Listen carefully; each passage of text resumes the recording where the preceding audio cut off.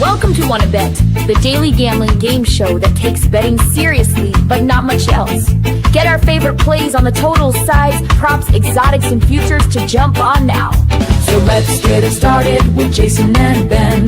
Let's get it started with Jason and Ben. Let's get it started with Jason and Ben. Så att det kan som känner konsoldater kan så felina. Let's get it started with Jason and Ben. Let's get it started with Jason and Ben. Hey, welcome to Wanna Bet. We appreciate you guys as always tuning in. It is Jason, it is Ben, and we are here with our favorite plays of the day. We do this every day, pretty much 7 days a week, because like a lot of you, we're betting 7 days a week. We're looking for value 7 days a week. We're trying to find ways where we can beat the book 7 days a week. And Ben and I are here to share our efforts, our handicapping, all the research and time we put into this on a daily basis to whittle it down to about 20 to 25 minutes to take you guys to where we think we have the best chances to make money. It's been working very well here. It's far from perfect. If somebody has a perfect system out there, I'd love for them to share it. What we will do is give you our favorite bets of the day, first, second, and third down in that order. Third down's the money down in the NFL. We're trying to make money on all these downs, but third down's where we're trying to have our best play of the day. Fourth and long, a lot of times that's a long-term bet, something like a future that won't pay off for a long time, or it's a long shot bet that will pay you a lot of money, and sometimes it's fourth and short.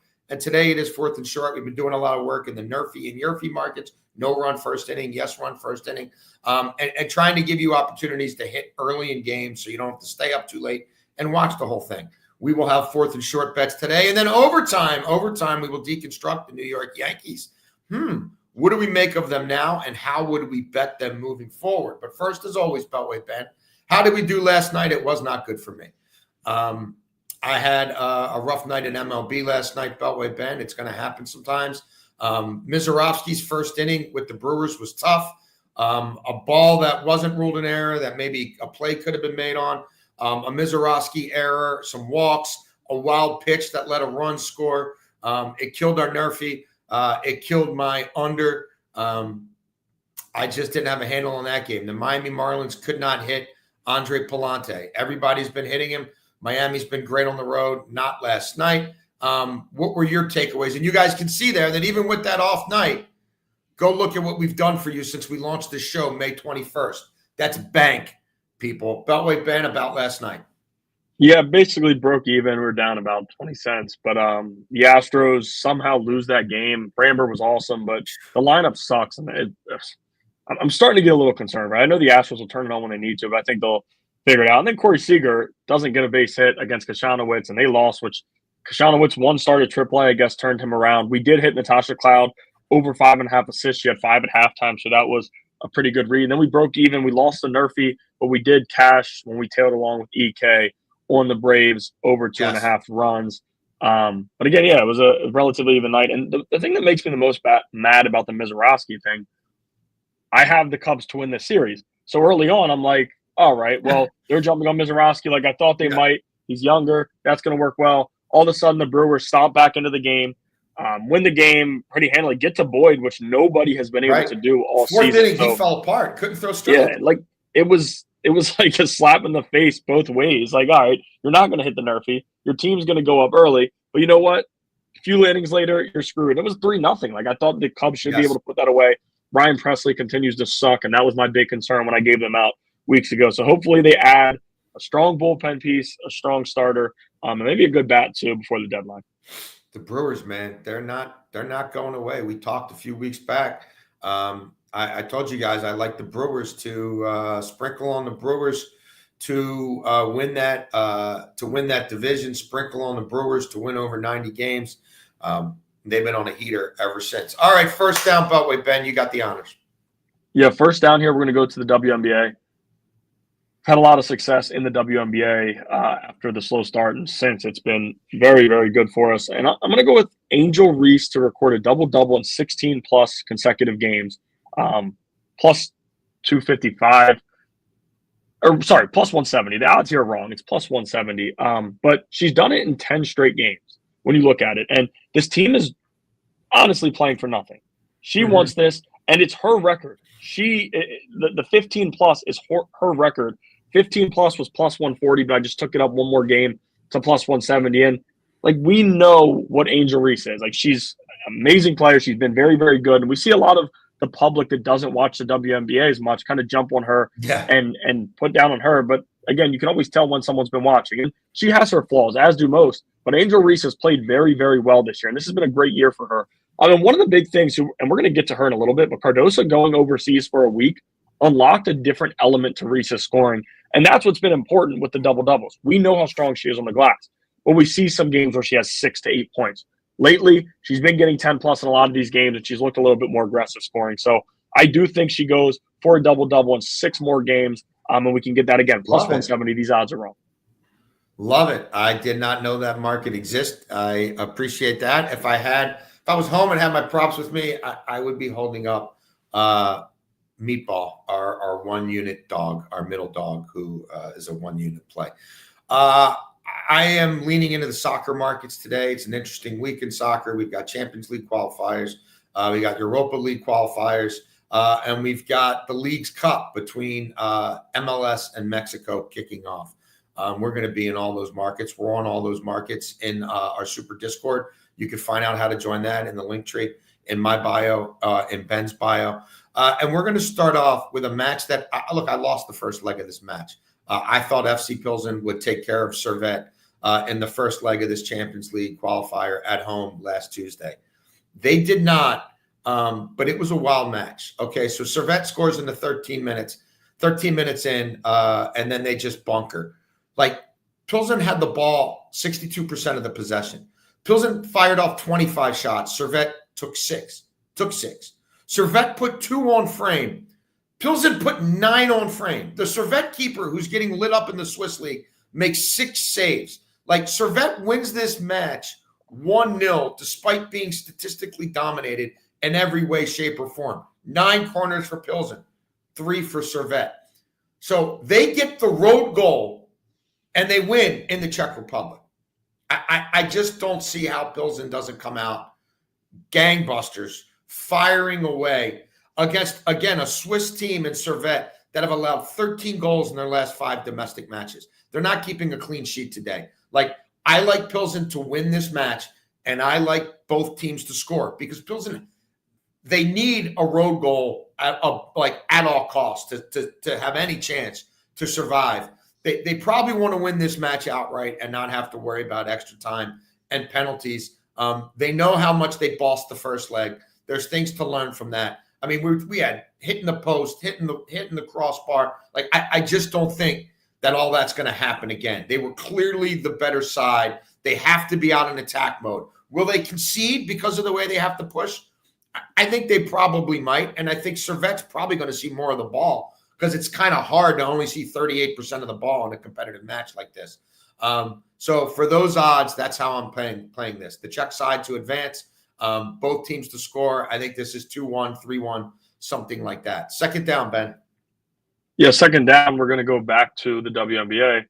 And Angel Reese is involved here again. Angel Reese for a double-double in the Dream on the money line. I just talked in depth about Reese. Yep. We need 6 more double-doubles. She has to start tonight against the Mystics, who she's already done it against this season. I'm not really concerned there. That was just to get the Dream money line down to playable here. The Dream are 8-3 at home compared to the Valkyries, who are 3-9 on the road. And I was pretty high on the Valkyries weeks ago, and that was before all the injuries they dealt with. Kayla Thornton, their best player, out for the season. She gets surgery that nobody even knew about until the news broke, and it was like, it's kind of frustrating, like out of nowhere that it comes. You didn't expect it, but now they're probably going to be looking on the outside of the playoffs, and don't love that future as much as I did then. You can get it a better number than plus 100 now because the Mystics are playing great basketball.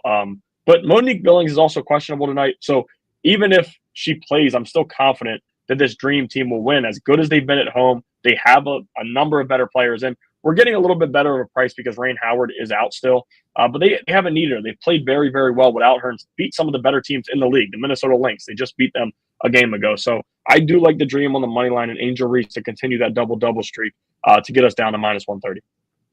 I am sticking in the world of soccer on second down. By the way, Ben, I mentioned Leagues Cup kicking off tonight. Club Lyon at Montreal.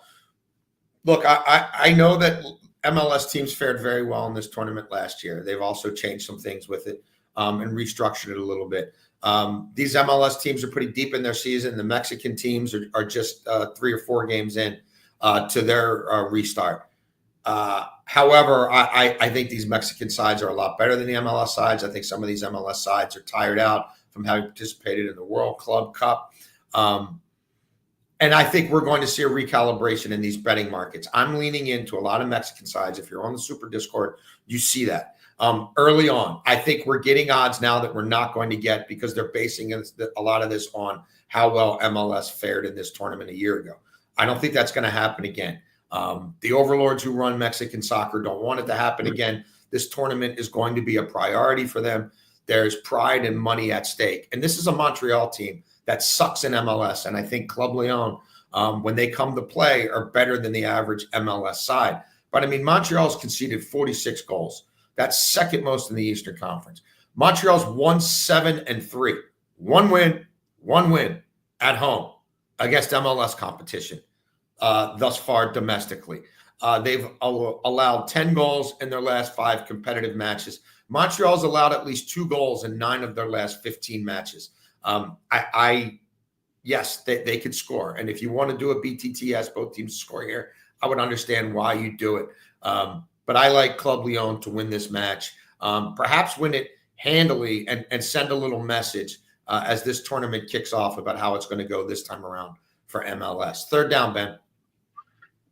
Yeah, here we'll get back into the MLB. I'm going to go with Max Fried over 18.5 outs recorded at plus 130. And I really, really like the value here given the situation. And Tampa Bay Rays, 530 OPS on the road versus left-handed pitching. It's a lot easier to hit in that mini park than it is on the road. And that's second. Right field's a joke. Power alley in right field's a joke. 100%. And they have like a few lefties that hit lefties fine. But again, they're dealing with some injuries. Lineup just hasn't been very good, and the team hasn't been good. They're already selling, right? Jansen's already traded, and I know they bring back Fortes, but they're showing you that they're going to sell. Max Fried's got a 2.9 ERA at home, and he hasn't gone over this in a while. Early in the season, he was going over this every single start. But all of a sudden, he's kind of died down. He's given up 3 earned runs, going 5 1/3. This is the perfect spot and a needed spot because Aaron Boone doesn't want to keep going to that bullpen that sucks, to be quite honest with you. And Luke Weaver, Devin Williams, they're fine. Outside of those two guys, it's a lot of and a lot of matchup games that they're playing. Yeah. Tim Hill, of course, last night kind of let that one slip away from them. So I do think that they're going to let Max Fried get to 7 tonight as long as he's as good as he was earlier in the year, which I do think he will be, against a Rays lineup who, quite frankly, is just not what we thought they were. Even a few weeks ago, we were starting to buy into them, and all of a sudden it's been very, very bad for them. So I do like Max Fried over 18.5 outs recorded. I'm in MLB on third down as well, and I am in the AL East at least halfway on this play. It's Boston against Minnesota. And Ben, this was one I was waiting to see what this line looked like when Chris Paddock was scheduled to start. I was all over this game. I loved Giolito against Paddock. I loved all the metrics I saw for the Red Sox against Paddock in that big ballpark in Minnesota. And then Paddock got traded to the Tigers while we were doing our show Inside Access in Baltimore yesterday afternoon. It took a while for these odds to come out because Minnesota's starting situation was in flux. I jumped this when I saw it. The bottom line is, in Paddock's spot in the rotation, the Twins are 2-7 in those games at home. And he's been bad, but them having to now pitch this together and slop this together, I think is going to be problematic for a Twins team that also sounds like they're going to be sellers. That has really faded. I mean, this is a Twins team that, and since the All-Star break, Ben, has dropped series to the Rockies and the Nats. Like, it ain't good there right now. It's a streaky offensive team that seems to have hit the skids again, and I like Giolito on the road. Fenway's been a little tough for him, but Giolito overall, even with a couple of tough starts lately, has a 2.57 ERA in his last 7. Like, the league's batting .204 against him on the road. He's got a whip of 1 on the road. The Red Sox are 10-3 in Giolito's 13 starts. And I just think they're the better ball team right now. And I'm just going to take them to win this ball game tonight. Fourth and short, really. Today is more of a fourth and short for us. What are you playing there, Ben? Yeah, I'm going to go with Camila Cardoso Over 3.5 first quarter points at -135. And again, you don't love playing two props, especially at similar positions with Angel Reese and Camila Cardoso, but that's what they have, right? Ariel Atkins is out. And when you take her out as a guard, her scoring, like they have nothing else. And Cardoso's been awesome scoring the basketball for this team. And Angel Reese missed a few games. So Cardoso was going over this every single game with Angel Reese out. But even when Reese has played since Cardoso's returned from playing overseas, she's been going over this number. 5 of her last 6, she is over, and that's including 3 games with Angel Reese. So I do like Cardoso to have a strong first quarter here, and she's playing like 7 to 8 minutes, which is pretty important. We see some players get subbed out at the 6-minute mark, the 5-minute mark. We usually see Cardoso get a little bit later into that first quarter, and a big reason is the Sky can't afford to pull her out that early because they're not a good team, quite honestly, and they're burying themselves so much when their best players are off the court. So I do think Cardoso, it's all we need is 2 layups, so I do like her over that 3.5 first quarter point mark. Excellent. I am an MLB here. I thought about going the Yurfie route in this game, Seattle and at the Angels. I ultimately drilled down on Seattle's team total over the first 3 innings. If you want to play this game just over the first 3 innings, I didn't love the way it was priced. I felt like the number was a little high for the corresponding odds. But both starters have struggled in the first 3 innings in these situations. I drilled down on Severino. We've been fading Severino at home a bunch of different ways on this show the last 2 months. Like the last time Severino faced Seattle, he gave up 4 runs within the first 3 innings. Like Severino has given up 4 runs or more in 5 of his 11 starts within the first 3 innings. He has a 7.50 ERA in the first 3 innings at home. That's over 12 starts. The league batting an OPS of 809 against him in the first 3 innings of games in Anaheim. He has the 8th worst first 3 inning home ERA of all major league starters with at least 5 starts. So you got a Seattle team that has been hitting the ball better. You've got, you're going to get Big Dumper's going to get a couple of hacks at him here rather than just drilling down on the first inning. And look, Evans, who's on the mound for Seattle, outside of that huge ballpark in Seattle where balls go to die, he has not been good. Like Evans, you look at him on the road, he's got just a 12% strikeout rate. He's walking guys 10% of the time. He's got a 931 OPS against him on the road. So Seattle's got to come to score. They know that the kid they have on the mound is probably going to struggle in this ballpark that plays a lot different than theirs. Yeah, you might get the Marine layer or whatever, but it ain't like Safeco or whatever they call Seattle. So, look, and maybe it's a Big Dumper 2-run homer. We've seen Julio hit a lot of home runs now early in games. So I'm going to take Seattle for that plus money to score me at least 2 runs in the first 3 innings tonight, and then I can go to sleep. Overtime. It's overtime with the New York Yankees. The Bronx Bombers, savages in the box. Not so much anymore. Beltway Ben, they've got issues everywhere. Like starting pitching, problematic. Bullpen, problematic. McMahon will help with the infield defense, but this is not a high IQ team that steals runs on the base paths and steals runs in the field. They've got fundamental issues there. And now, especially with Aaron Judge on the IL, you have to wonder about the lineup. And if he comes back and they're worried about him throwing the baseball and he has to DH, that means Giancarlo Stanton's on the bench, which shortens their lineup. I looked at all the markets here. I looked at them to win the division. I looked at them to win the American League. I looked at them to reach the LCS. I looked at them to win 90 games. I thought about, I wish the odds were better for them to not win 90 games if this is a total collapse and Boone gets fired. The one way I will think about playing them, and I haven't made this bet, this isn't an official play for me, but if we're sure in the next week that you're hearing reports that Judge is throwing the ball and Judge is coming back as soon as he can or shortly thereafter, and he's going to be playing the outfield, then like Tampa Bay's fallen off. I don't buy the Red Sox overtake, like winning the division. And you do have to worry about regression with Toronto. And if Toronto starts coming up small and gets chased down from behind in September, I'm monitoring that Yankees to win the AL East market.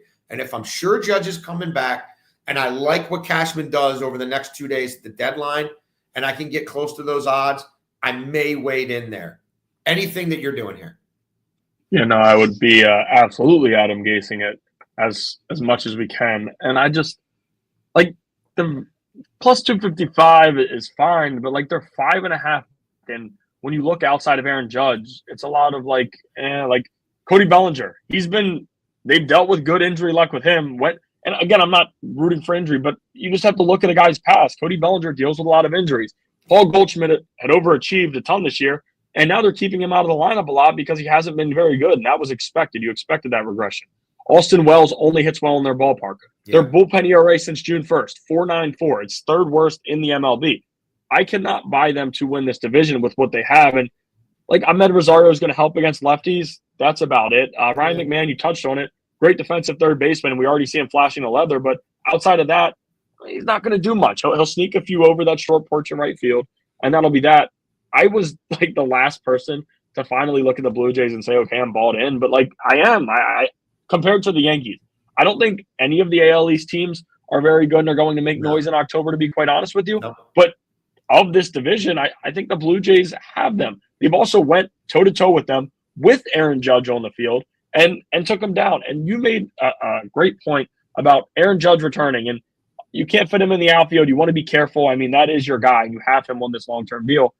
Giancarlo's going to have to sit, and we know he has a lot of swing and miss issues, but Giancarlo can change the game with the long ball. And if they want to somehow toss him in left field for the first time since that 23 playoff, that would be even worse because any ball hit to the right or left of him, A, could result in injury for him because the way he runs, and B, he's not catching. So it's just very concerning what they have going. And I know there's some reports, well, they're going to be buying a little bit more. Like, I'm not sure that they're going to go all in. They already bought Devin Williams before the season.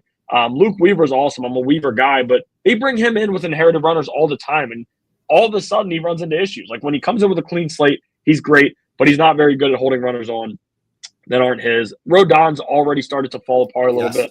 Will Warren on the road is not good, and Marcus Stroman is the ticking time bomb. So I cannot buy what the Yankees have right now, and just they really won't, because as soon as I saw Judge was going on the IL, I was like, this is scary. It reminds me a little bit of 23 when he dealt with that foot injury. They fell off the earth and didn't even make the playoffs. It's a little too late for that now. I still think they're in the playoffs, but I'm not buying them to win the division. Yeah, it's going to be an interesting team to watch, man, because Volpe right now is in the crosshairs. Boone is in the crosshairs.